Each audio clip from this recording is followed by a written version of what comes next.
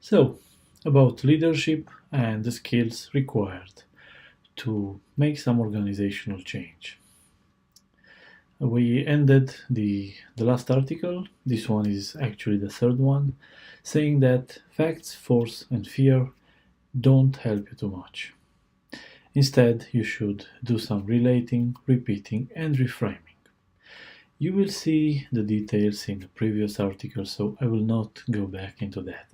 The only question now is what helps you make the actual change in your organization? What are the practical steps and what kind of leadership you need to achieve this organizational change? I will start by saying that it's all about problem solving. If you manage to sell your change initiative as a way of solving a problem, then your work is half done. People will be easier to convince and they will accept this as an exercise of problem solving, not something that will uh, cause problems for them. Another issue to note is that real change requires effective leadership. At the end of the day, change is about the quality of the leader. If the leader is good enough and it's able to convince, then leadership works and it works in the right way. This means that change will happen, and if the leader is effective, trustworthy, and tries to handle the issues in a personal manner, then success is near. There are some leadership skills, there are some qualities that are needed to implement change in any organization. This is not about any type of leadership. It needs a special kind of leader to achieve change.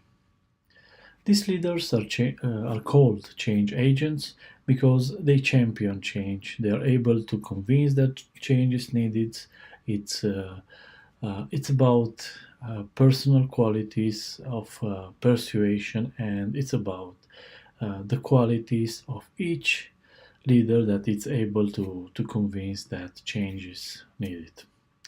And about convincing, the fourth thing to discuss is that if you are not able to communicate change, then of course people will not follow. Simply because they don't understand, and it's very difficult to convince them to be there with you and to follow what you say and to accept the change in the manner you try to convince them to do.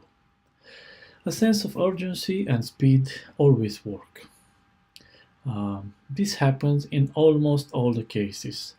If you give the initiative a sense of urgency, people will be more willing to accept it. Also, if you do this in a faster way, then things will happen, and by the time um, resistance to change kicks in, you already are far enough in order to continue your initiative. Very important here is that you need to understand what you're doing. Don't start by assuming that you know all the solutions. It's a good way to take your time, understand what happens. By the time that you have some results, try to analyze them, see what happens there, and see what changes are needed. And lastly, a last topic I would like to take into account in this framework is about teamwork and talent. At the end of the day, having good leadership is important, but um, the team you manage and you lead will have great importance. So you need a team that is willing to change. You need a team that is willing to support change, and you need a team that has various talents.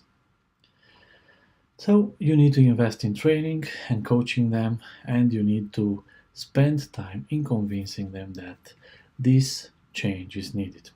So this is basically some ideas about change and about leadership required to make effective change. Thank you for now and see you on the next article.